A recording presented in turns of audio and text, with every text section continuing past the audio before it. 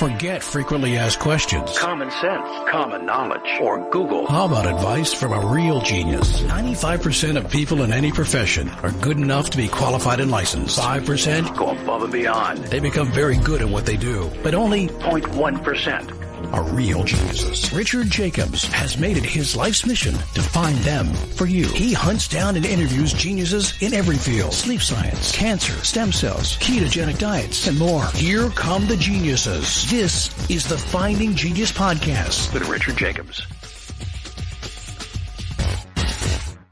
Before we begin, a note from our sponsor. I'm Richard Jacobs, Executive Director of the nonprofit Finding Genius Foundation and host of the Finding Genius Podcast.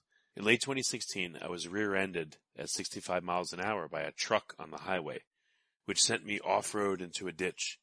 The impact of the collision gave me a concussion and other injuries. At the hospital, a CT scan showed that I had thyroid nodules, which turned out to be cancer. It was then, when I had a biopsy in my neck, that I realized even if I was a millionaire, I wouldn't want a second or a third biopsy due to the pain and the invasiveness of it. And appointments at that time for thyroid experts were 3 to 6 months out.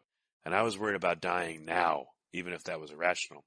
So because of this, I've decided to raise money to conduct a literature review on steroids, on the causes of anxiety and depression, a condition that affects well over 50 million people in the United States and hundreds of millions worldwide. Our goal is to create a codex, a guide that reveals all possible treatments for anxiety and depression for people that live with the condition, or for loved ones that have it, as my wife and my son do. To find out more about our fundraiser, visit findinggeniusfoundation.org and click on current initiatives. And now, to our guest. Hello, this is Richard Jacobs with the Finding Genius Podcast, now part of the Finding Genius Foundation. A quick note about the foundation. We've embarked on our massive literature review of the causes of anxiety and depression and the treatments.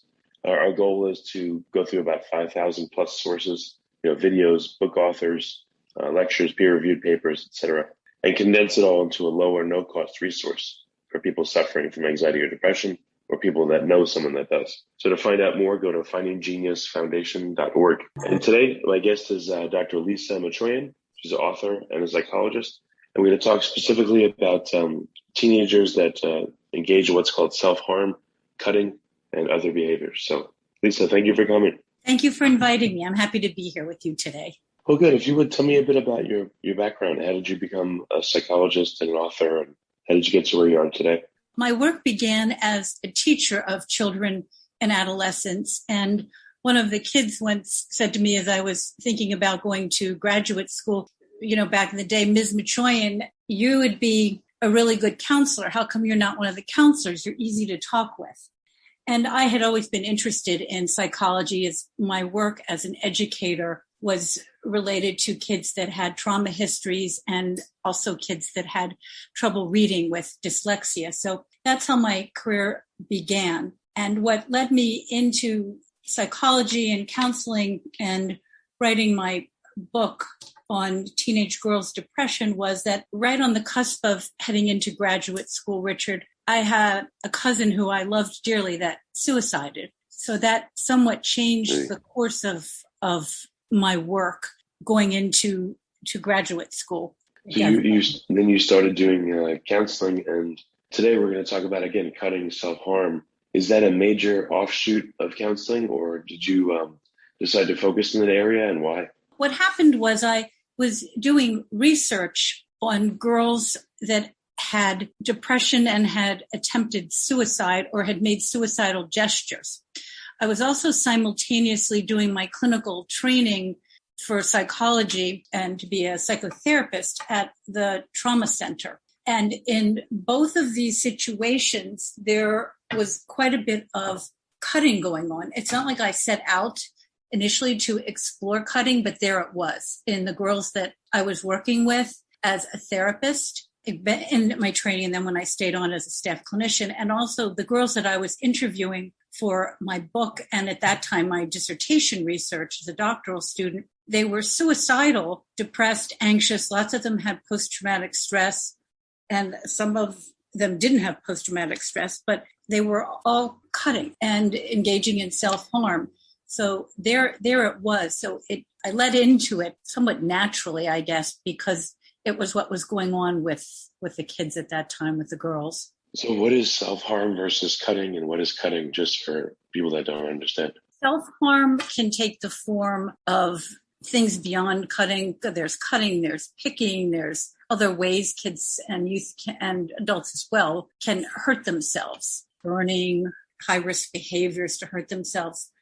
Cutting is when they specifically take something, whether it be a scissor, a paper clip, a knife, a razor, a piece of glass. There's a number of things youth can cut with, and cut their somewhere on their body. So that's there's other ways kids can self-injure, but cutting it in and of itself is you take some type of an object and they'll cut a spot on their body. And how many times do I know it varies, but why do teenage girls seem to do this and resort to this behavior? There's two things that are going on. They're often trying to shift feelings that are unbearable, negative, awful feelings that are unbearable. And in a sense, it's a coping strategy. It's a way they're trying to regulate and change how they feel. It's just a hurtful and harmful and unhealthy coping strategy. I take a non-pathology model in that, again, it's kids trying to cope, or what's called self-regulate. They're trying to change how they feel because they are either overwhelmed with negative feelings and flooded with negative feelings, and they don't know any other way to change how they feel, or they're feeling extremely numb and don't feel anything. There are cutters that girls have cut that are secret cutters. And again, I might add, boys also cut. It's more prevalent in girls. They're called secret cutters that really hide it and don't want anyone to see it. And then there are girls that I would call more help-seeking cutters that do want someone to see it because they are seeking help. And I can, explain further about that. So how do people find out how cutting affects, people and why people do it? Have you personally interviewed a lot of people that have done this, and do they give the explanations that you're giving, or, how was your experience with this, and what did it look like to you when you, again, talk to some patients that do it? Yes, and I can actually read you a couple quotes from some girls, is that what happens when somebody cuts is their body releases endorphins, and endorphins, a flood of endorphins. That's what happens if we get injured. Endorphins can also get released when we're exercising and running. Endorphins make you feel good. Endorphins can, bring on a flood of calming and sedating and feel-good hormones. So there's an endorphin release. And when you cut, you get an endorphin relief. So it changes the way that it changes the way a girl feels. You feel that she will feel better. If she's feeling completely numb and doesn't feel anything, she does then feel something. So what happens is, a lot of times the kids don't know this initially, but it's become so mainstream right now, and the rates of cutting are extremely high during the pandemic because of COVID has increased it. At the end of August, Mental Health America did a survey and found that nearly, actually 54% of 11 to 17-year-olds were either feeling like killing themselves, suicidal, or had actually cut or self-injured themselves in some way within the past 2 weeks, right as school was starting. What happens also is, while it's a way kids self-regulate, it also is a way that adults take notice. And girls had said, again, here, I'll read a quote. "I did it when my mom was there because she wouldn't listen to me. So I cut to prove a point. I was so aggravated." And then they'll be like, "Don't cut, talk to me." And I'll be like, okay, cutting gives me a reason for people to listen to me, but I don't think it's conscious. It's subconscious. If I cut, I'm not saying, gee, I want them to talk to me. So there's an example. And another thing too, I cut when people don't listen. So if people should not listening, obviously she's feeling frustrated or numb or upset, and people do listen. Another young woman said, it's an actualization of pain. There are several levels. The most basic is, even if you tell people that something is wrong, a lot of times they don't know how wrong. but all they'll do is see a cut along a vein and they basically get the message right away. Before we continue, I've been personally funding the Finding Genius podcast for 4.5 years now, which has led to 2,700 plus interviews of clinicians, researchers, scientists, CEOs, and other amazing people who are working to advance science and improve our lives and our world. Even though this podcast gets 100,000 plus downloads a month, we need your help to reach hundreds of thousands more worldwide. Please visit findinggeniuspodcast.com and click on Support Us. We have 3 levels of membership from $10 to $49 a month, including perks such as the ability to see ahead in our interview calendar and ask questions of upcoming guests, transcripts of podcasts you're interested in, the ability to request specific topics or guests, and more. Visit findinggeniuspodcast.com and click Support Us today. Now back to the show. So it also becomes a way that kids who are suffering, parents take heed. A lot of times in kids' voices, girls' voices may not be listened to. But if a parent sees a cut, I can't tell you how many kids have been referred to me because of cutting. There's a lot of shame and stigma related to it, but usually that makes parents take notice. Again, many parents will notice signs of depression and anxiety prior to that. But if they haven't noticed or they haven't listened, a lot of things get dismissed as teen angst. Hopefully now people are a lot more alert to the mental health issues because of the pandemic. But a lot of times kids get dismissed, it's normal teen angst. It's normal teen turbulence. So that's something that stood out to me both as a clinician working with girls, but also in the research I did interviewing girls. It was a way that people listened to them. People take notice in our culture, unfortunately, of violence. It's self-inflicted violence, but nonetheless, it's a act of violence against oneself. How serious is cutting if a kid is doing it? Could that be a good thing that they're at least getting their feelings out in that way, or is it always a bad thing, and is it a very bad thing? I would say it's a very bad thing. It's sad that it takes that to get noticed, that, and again, parents are all doing the best they can and they don't know. People just don't know enough signs and signals about mental health issues and depression, anxiety, post-traumatic stress. But the reason it's a bad thing is it's highly addictive. It's like a drug because of the endorphin release. What happens is, a girl will cut once, but then the flood of endorphins and the feeling good, they want to feel that way again.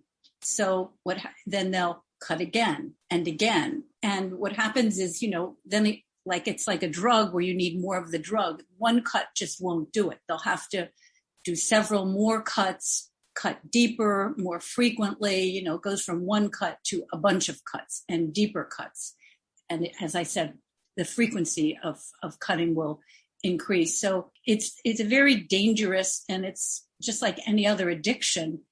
It's very hard for kids to stop. So it's important, I think, to listen to kids and notice the signs and symptoms of other mental health red flags. But this has become extremely common and the norm. And so many girls are engaging in cutting. I think the most important thing, Richard, is if someone is cutting or starting to cut or cutting, is they need intervention right away, as soon as possible, so it doesn't continue. So what kind of interventions seem to work versus not?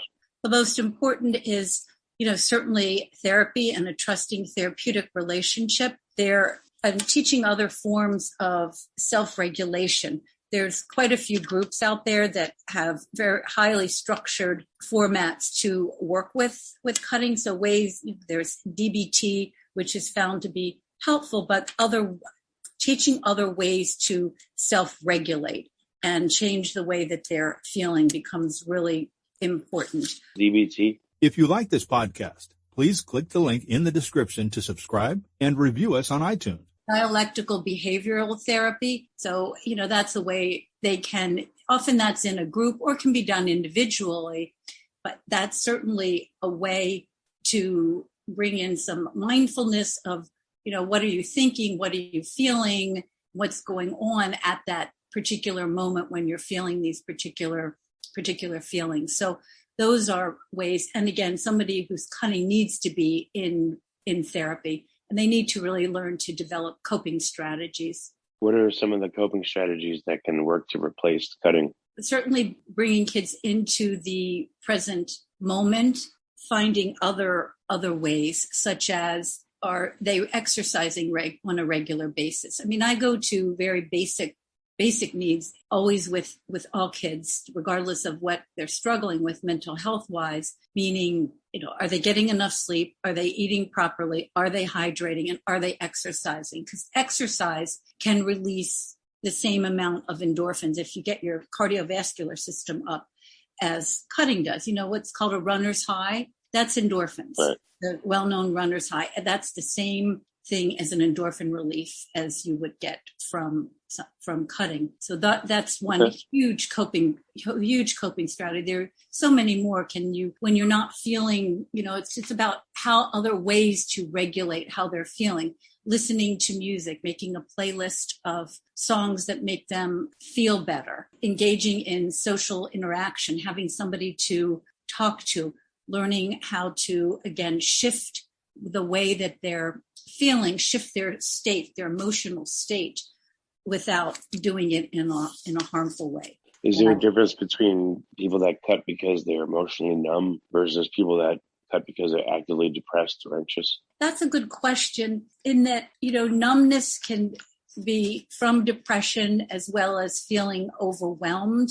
Emotionally, I don't think there's a huge difference. It also can go back to if there's a trauma basis as well, because post-traumatic stress, people can feel extremely numb. It's biphasic PTSD, especially if it's developmental, meaning they can feel very hyper-aroused and hyper-vigilant and highly activated, but that can also shift into feeling extremely numb, in a sense the body's trying to balance itself. So if it's from just chronic post-traumatic numbing, then that could be a little bit different. But again, there can also be a bit of a shift. I worked with a teenage girl once, and she was extremely, extremely numbed out. And when she began to cry in therapy, I remember I think it was in training, it was years ago. I remember my supervisor saying to me, she's thawing out, she's unnumbing. She could actually feel versus not feeling so numb. So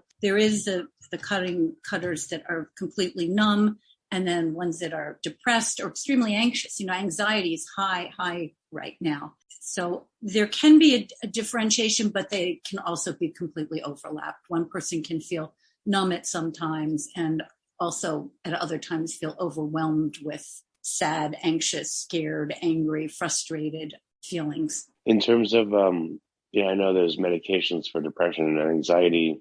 They may not work very well in some cases, but for cutting, are there any medications that could be redeployed for this? And is it effective, or is it a manifestation that really is untouchable by medication? I'm not a huge advocate for putting young kids on drugs unless they really need it for depression. And often anxiety and depression overlap. And again, medication has saved a lot of people's lives and a lot of kids' lives. I would really want a child, an adolescent, to be fully evaluated. Per se, there isn't a drug or medication for cutting. The release of the endorphins is, in the sense, like a sense of a drug for them. I would want someone to be really evaluated. If it's severe depression, then it may be indicated. An antidepressant may be indicated, but per se, there isn't a medication for cutting. It's also what is overlapping. Usually kids that are cutting are also suffering with depression and anxiety, which are very overlapped as well, and or post-traumatic stress disorder. What's in kids, where would the PTSD come from? Like a bad home environment, or not being able to go to school and socialize for the past year and a half? Like, what do you think the root is? There's a lot of roots of post-traumatic stress. Post-traumatic stress can be caused by physical and sexual abuse, violence in the home or in the community, witness to violence, violence towards children, as I said, domestic violence, community violence, severe traumatic loss, homes with severe alcoholism where there might be some violence. So there's a lot of causes of childhood post-traumatic stress. Also, kids that live in war. There's many causes of post-traumatic stress.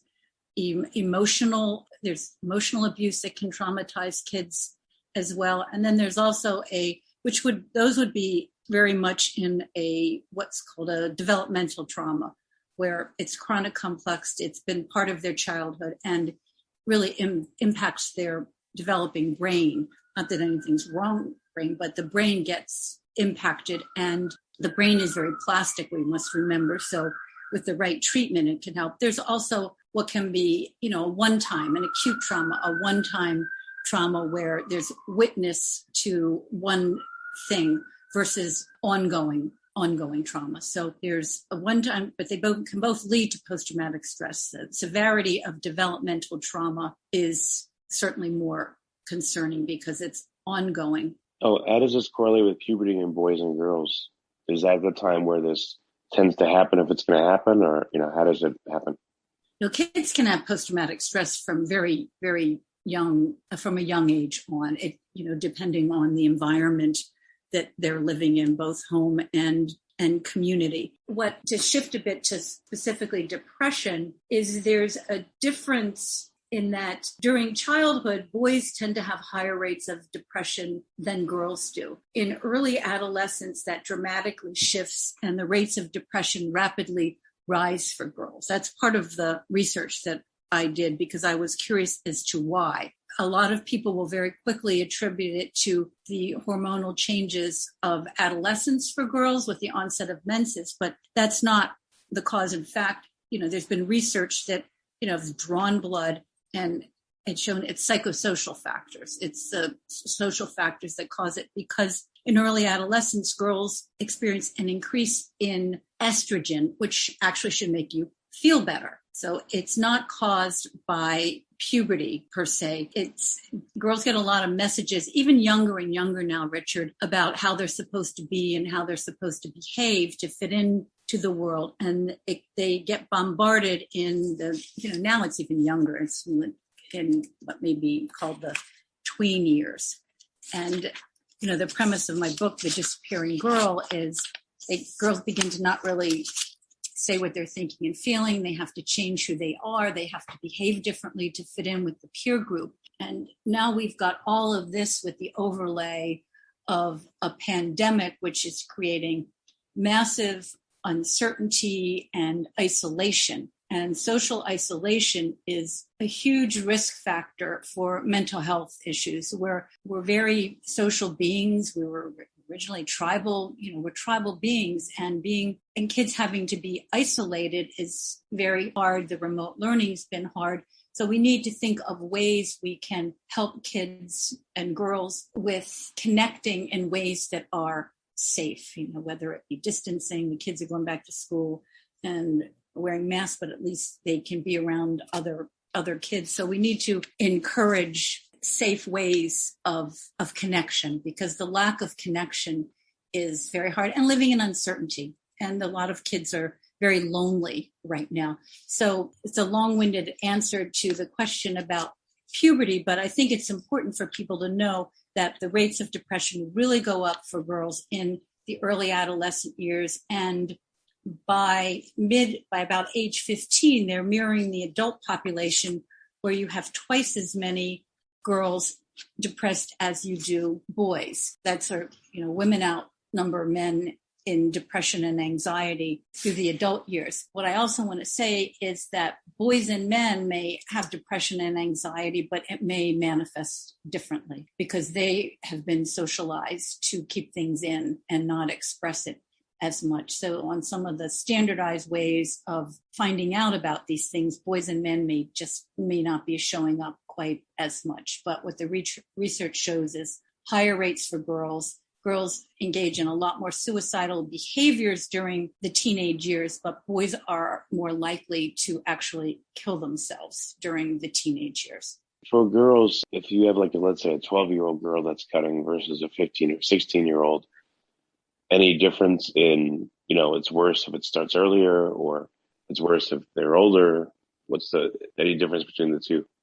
I think it's not good at any point, but The younger it starts, and if it goes unnoticed and untreated, I think it's going to be more severe. But again, that doesn't mean to say if someone starts at 15 and they don't get help, it isn't going to be severe. We know that kids or girls and boys that start drinking at a younger age, 13 or 14, are much more prone to develop alcoholism. So anything that starts younger can be worrisome, but I would not dismiss the severity it could evolve into if it started at 15 or 16. But a little 12-year-old cutting, which is unfortunately common now, it's very, very concerning. Any kid that's cutting themselves, any girl that's cutting herself really needs to get help right away, because as I've said, it's going to escalate. It's not going to go away by itself. So some of the protocols that are successful is what, group therapy or individual therapy or certainly exercise?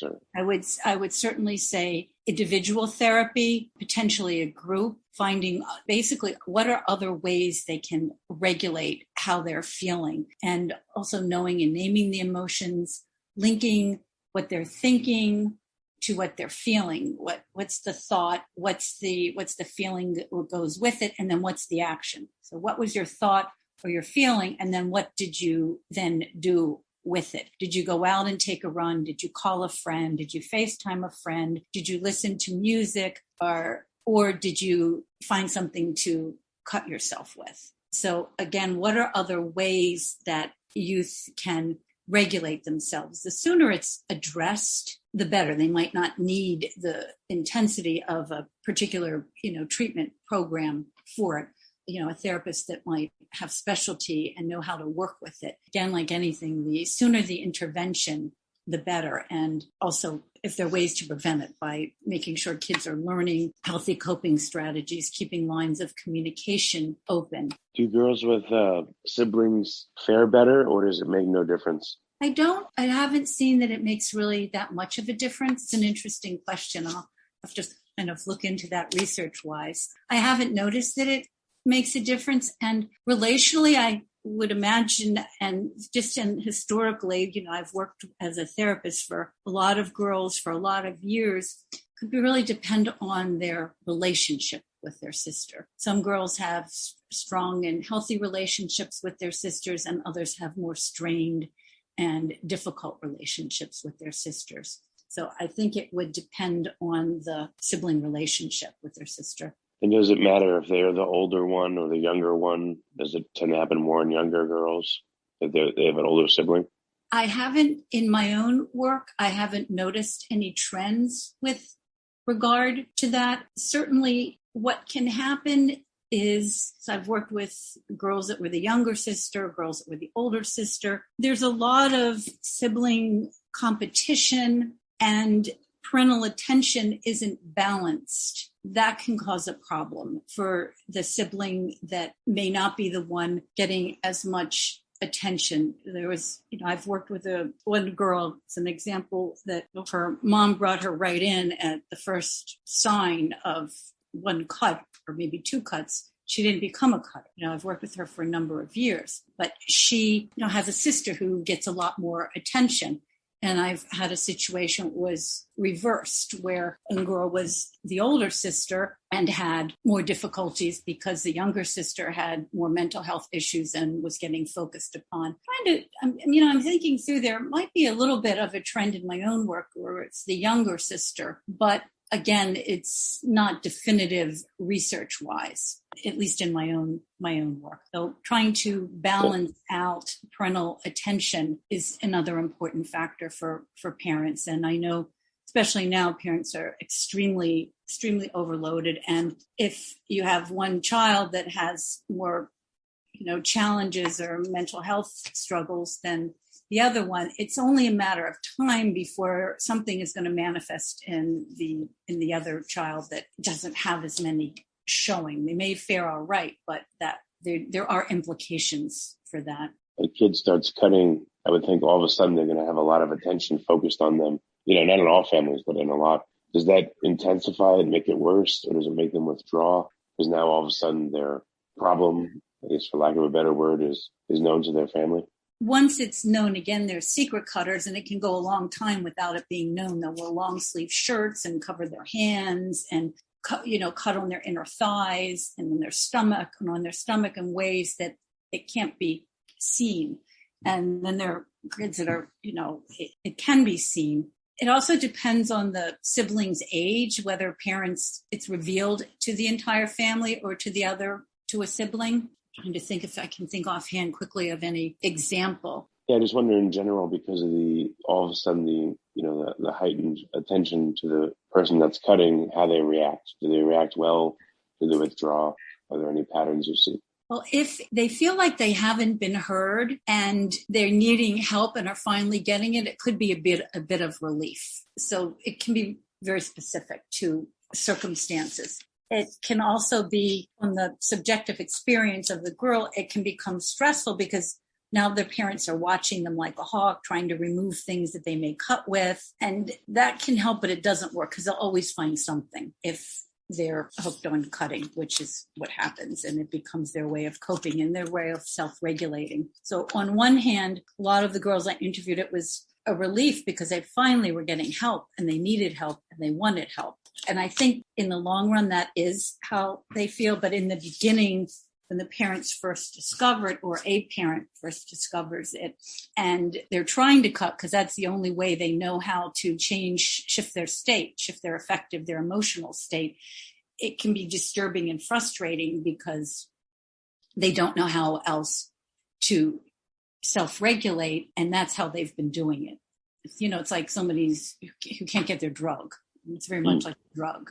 So the withdrawal and trying to find something. And there was one family who, it was an emergency. It was over a holiday weekend, and I got called to do a consult. And the mom had to run out and do an errand with the younger daughter because the one girl had got sent home from school or camp because she was cutting, and they thought she was okay, and they had tried to remove things. And, I got a text, and then we have a call. It's an emergency. She's cutting again. And that didn't surprise me in the least because, again, she's now, to the word, addicted to it. So just because things get removed and the child's found out doesn't mean they need help to stop. They really need help to stop. How do you de-addict someone that become addicted to cutting? How do you how do you break that link? Treatment, working on, what are you thinking or feeling? What's the thought or the feeling when you start to cut? And what else can you do? What else can they do? Because there's other ways to get your endorphins. It's just, this is fast, quick, and easy. It's just like, in a way, like I've said many times, that drugs, I would get these kids on a physical activity, an endorphin, whether it's running, getting on a trampoline, doing something for other people, helping others can make you feel good about yourself. This one particular girl, they got her, she's got treatment, and, they had her volunteering to help other children.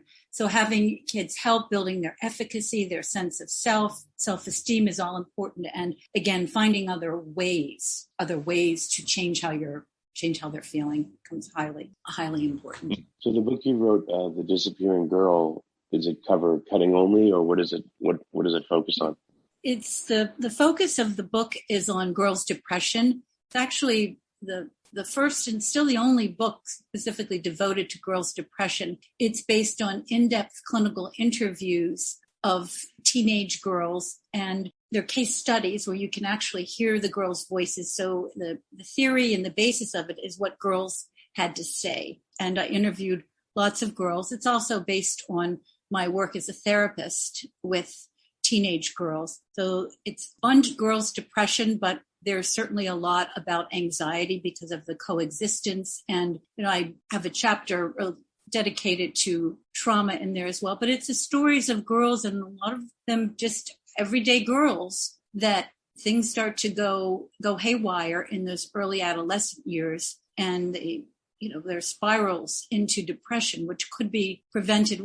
Something that really stood out to me in doing the research was it was highly pronounced, the power of the peer group and the social group for kids, Richard, that there's a lot to do with parents and parenting. But what was so pronounced was the length that girls have to go to maintain friends and to fit in and look a certain way and have the right clothes and listen to the right music, and the inclusion and exclusion of girls and they're called groups now, but they used to be called cliques. That was really pronounced for me, was trying to fit in and have a peer group.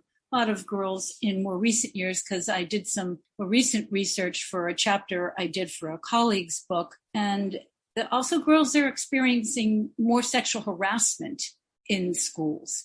And that is also a precursor to depression, anxiety, cutting themselves if they feel like they don't look a certain way.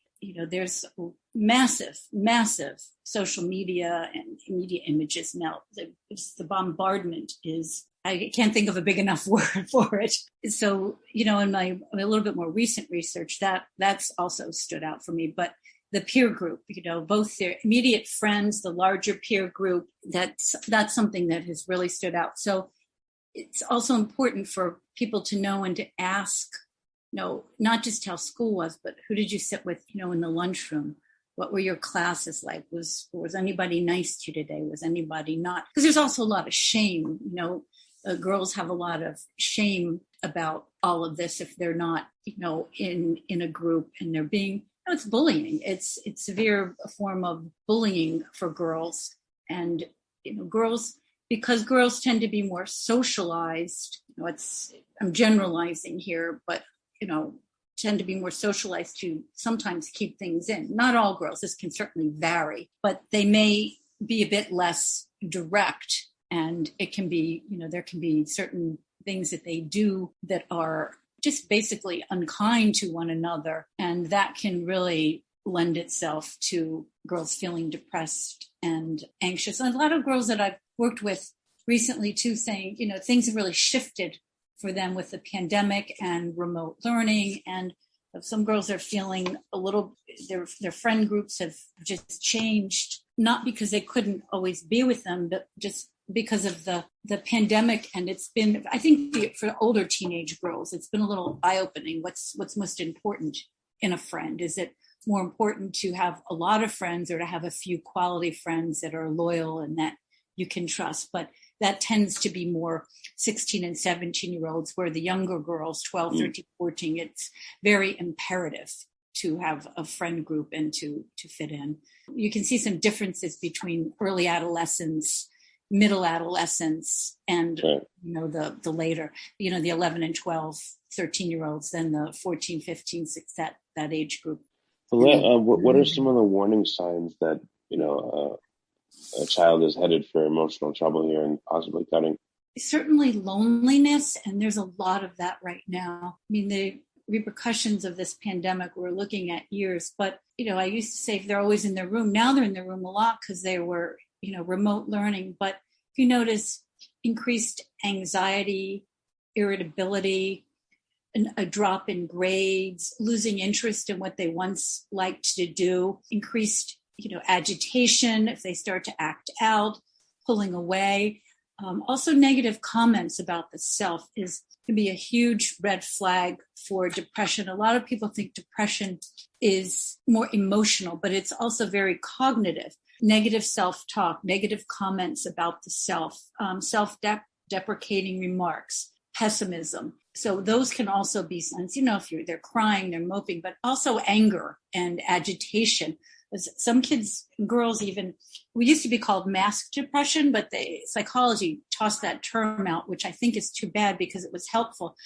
Some girls get very angry and defiant and oppositional, and that can be a sign of depression, but it can often get missed. There was a study where they looked at girls who were angry and defiant, and this is a well-known psychiatric hospital. They looked at two groups of girls, sad, moping girls and sad, crying, sort of the typical, what people think of as depression, and then girls that were, acting out, angry, defiant, oppositional. And the clinicians rated the sad girls, sad crying girls, as depressed, but not the angry and oppositional girls. But on a self-report inventory, the angry oppositional girls were just as depressed as the sad crying girls. So that's something to look out for. If a girl's acting out, that can be a sign of depression that often gets missed. If their sleep gets disrupted, again, changes in sleep, changes in behavior, eating habits, morbid or sad writing, drawings. They can't get out of bed if they're having trouble with just basic self-care, getting up, getting to, brushing their teeth, getting into the shower, lethargic, tired, low energy. And there's also a lot of physical symptoms related to depression as well as anxiety. Kids can get stomach aches, headaches, muscle tension. Girls are less likely, adolescents are much less likely to connect a feeling, say, of anxiety to a bodily symptoms. Like as an adult, you might know, my shoulders are tense. I'm feeling stressed right now. Teenagers are less likely to make that link. So there's also, headaches, stomach aches, nausea, problems like that, you always want to rule out any medical health concerns.